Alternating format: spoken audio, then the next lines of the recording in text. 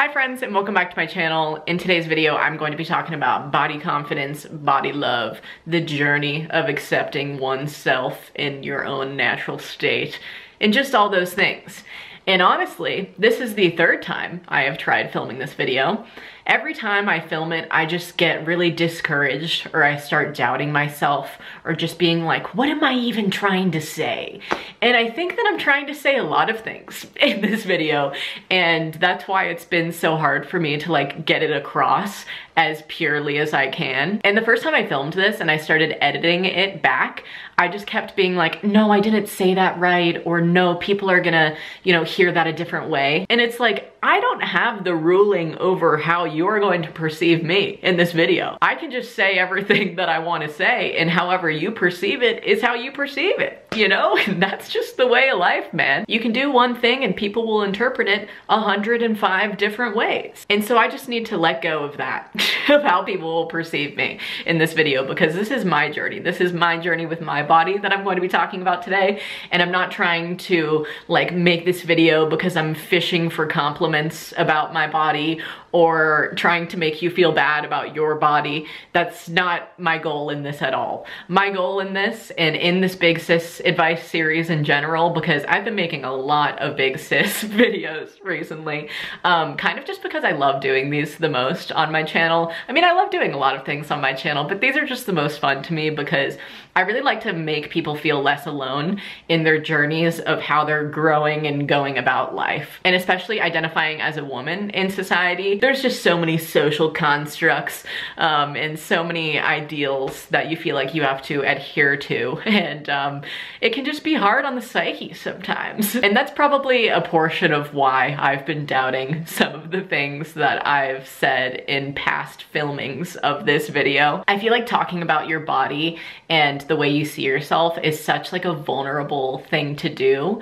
and like voicing your insecurities and talking about the things that scare you or limit you as an individual, it can just break you down, man. And so I'm just basically trying to air all of that out today for myself to make you guys feel less alone. And I'm also trying to kind of send the message of like, you could have any body type in the world and still feel 100 different ways about your body. Like there's some days where I'm like, damn, a bitch is looking snatched. I look amazing. And I'm so confident and into it. And then there's other days where I'm like, I am bloated and terrible and I hate my body today. And it's like, it's a process, man. The process of loving yourself is an up and down battle. I'm just a very emotional being. And sometimes I feel some type of way about my body, and that's okay. And as you're going on this self-love process, it's not like you just wake up one day and you're like, I love everything about myself and everything is perfect from here on out, Like your self-love will grow and change as your body and your own self-acceptance grows and changes as well. I think that's what I'm trying to say. And I think a lot of the doubts that I had about past filmings of this video was because I didn't want anybody to watch this and be like,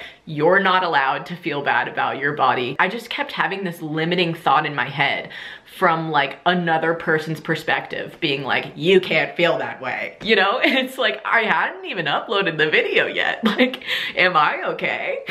But I feel like that's a big reason why a lot of people feel bad talking about the ways that they feel about their body, because voicing it to a second party either makes you feel really silly for having insecurities in the first place, which can be good, because then you realize how silly it is that you've been doubting yourself and all of these things. But also it's valid to be insecure about certain things. So it's like the dual kind of hand here. But I think the most unhealthy thing about insecurities is that we let them have a lot of power over us and how we perceive ourselves, right? So let's say that you take a photo with a friend and then the friend wants to post it on their Instagram and you're like, oh no, you can't post that. I look fat. And your friend is like, what are you talking about? You look beautiful and you look fine. But in your head, you're like, no, I look bad. And like, if only I could have chosen that angle different, or if only I could have edited that photo for them. And it's like, you can't edit and filter out your life. Your body just looks the way that it does, my friends. And accepting it in its natural state for what it is truly something that I've been working on so much recently. And also, I just feel like it's important to voice your insecurities into the ether sometimes, just so that they have less power,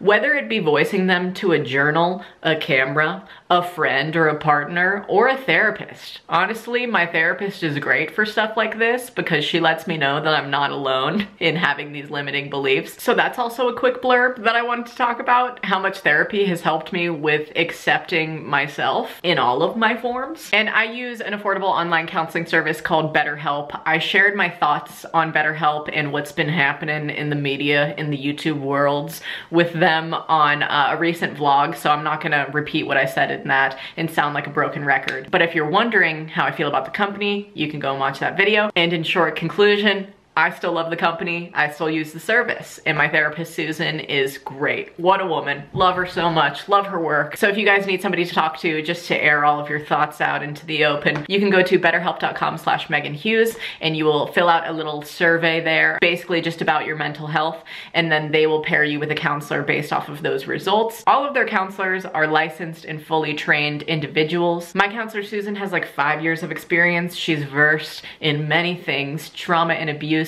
family, relationships, so many things. So she just gets me, and we all just need somebody who gets us, you feel me? Especially a therapist, man. So I'm sure that you guys could find somebody who gets you on that platform. They have non-religious and religious counselors, LGBTQ+ friendly counselors. They truly have it all. They're super affordable. They're more affordable than in-person counseling. They range from like $35 to $65 a week, just depending on what you need. And I just love being able to do online counseling because I don't have to drive a bunch of miles just to be able to talk to somebody about the ways my psyche is working. It's just super convenient for me all around. I can just chat from the privacy of my own home, or you can do phone calls, Skype sessions, whatever floats your boat. So if you're interested in online therapy, I will have all the details down in the description for you guys to go and check out that link, baby. But as I was saying, no matter who you voice your insecurities to, I feel like it kind of just gives them less power. And so let me just do a little bit of that action for you guys right now. What am I insecure about? Oh boy. I would say the number one thing I'm most insecure about that dictates a lot of how I like perceive myself is my double chin. And I'm giggling because it's just funny when I say it out loud. But when my whole family was in town in September, we all just kind of realized that we all are rocking the double chin a little bit. We were like, wait, I think we're just genetically like that. And I don't know if it's gonna go away. So we might as well just learn to accept it, you know? And it was just like a common double chin camaraderie moment for all of us. So yeah, I'm also kind of insecure about my hips because I've been putting on weight and keeping on weight ever since I went off of hormonal birth control, which actually did the opposite of make me gain weight when I was on it. It made me just like maintain a weight, and I didn't really fluctuate while I was on birth control.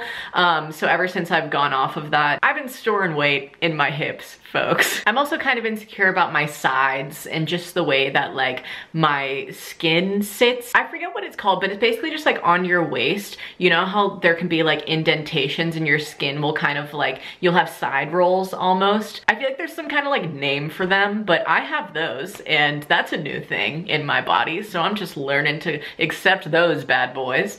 And what else? I have very thick thighs as well. So when my weight fluctuates in my thighs, I can like grow out of an old pair of pants and then just start doubting myself, and I'm like, oh my God, what's going on? And those limiting insecurities that I just told you guys all there, those, I just want them to have so much less power about the way that I see myself when I look in the mirror, you know? I just think it's healthy for everybody to look in the mirror and practice the mantra of saying, I love me in my unaltered state. And I'm not gonna stand in the mirror and pick myself apart and do all of these crazy things because it's just not productive. It doesn't get you anywhere. It just makes you feel like shit about yourself.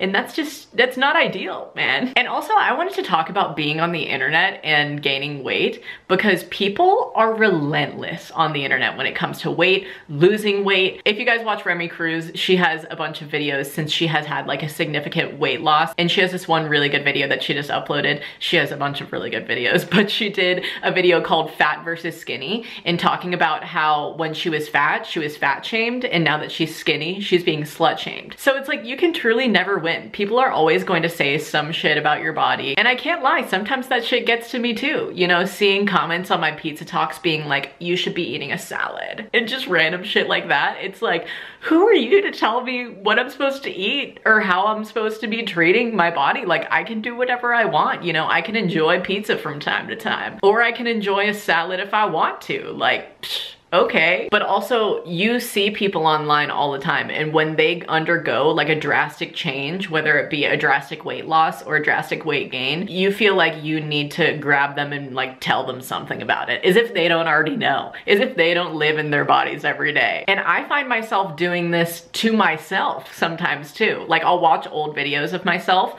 or I'll look at old photos of myself, and I start comparing. I'm like, oh, I used to be so much skinnier. I had like a skinnier tummy, and now I've gained like a little bit of weight and it's holding in different places. And I don't say these things so you guys can comment and be like, no, no, no, you haven't gained weight, blah, blah, blah, blah, because like, I also know that I have, especially when I look at old photos of myself. Like, this was me last summer, and then this is me now. And it's like, I could sit here and pick these images apart and be like, oh, I'm holding weight here and I need to do something about this or this. But at the end of the day, what does that do other than make me feel like shit about myself? You know? What's great about having a body is you can pick up and work it out whenever you want, or you can not work out whenever you want. Like, it's okay to do either. And I'm not trying to sit here and be like, don't take care of yourself. I'm just trying to say, do whatever you want.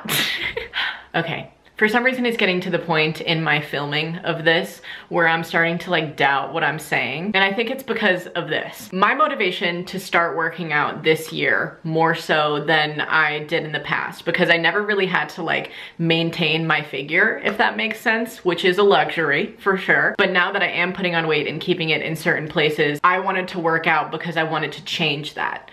And I don't think that that's a healthy way to get into working out. I think if you want to start working out, it should be because you want to feel more physically fit and strengthened. And so obviously when I started working out because I wanted to like change this or that about my body or lose weight in certain areas, the routine didn't really stick, and it just wasn't a healthy mindset for me to be in. So if I were to start working out again in the future, I would ideally want to be going into it with a different mindset, just a healthier one at that. And I think it's healthy to want to do healthy things for your body, you know? And I've been paying a lot more attention recently to just more like gut health things and just eating better and making my body feel better. And so that's been nice, and I've been nourishing that relationship with my body instead, and that's what feels good for me now. But then again, it's like, while I'm saying these things, I don't want you to interpret them as me trying to influence you to start working out or eating super clean. I'm like, I can give a fuck what you do with your body, you know, do whatever. As long as you're just taking care of it and loving it for what it is, you know? I'm talking so much my battery just died, my dudes. So I guess this is when I should be wrapping this video up. So as my ending remarks, I would like to say that the only perception of your body that matters is yours. And you don't need to listen to the media's opinions or judgments about your body, or friends and family's judgments about your body, or random comments on the internet. The only opinion that truly matters is your own. So I hope you will nourish that relationship with you and your body, and just take care of it, and just be nice to it and less hard on it, because I think we're all way too hard on our bodies. And my overall message is just that we should all practice the mantra of looking in the mirror and saying, I love me in my unaltered state. I love my body for keeping me alive and well, just in general. And just because your body looks different than whatever is portrayed at the media, or it's growing and changing and keeping weight in certain areas that it didn't used to, that's normal and that's fine. And you're not crazy for having down days with your body where you're just doubting certain things about it. But I hope that you don't live in a state of that, because living in a state of self-hate is a sad place to be. So this being said, if you need somebody to talk to about the ways that you're feeling about yourself, you can go to betterhelp.com/Meghan Hughes. Also, you can talk to me in the comments down below. Honestly, let's just all talk about our body confidence journeys if you feel comfortable in the comment section down below, because I would just love to open up a conversation and just make everybody feel less alone about all of the things in this life. And yeah, I think that's it. I don't know. I feel so weird about this video, but I'm sure I said everything just fine, and that you guys will love and accept me and this video as you always do. So thanks for listening. Give this video a big thumbs up if you enjoyed it or it helped you in any way.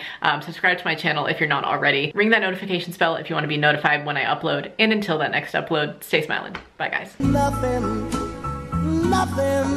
can ever change this love I have for you.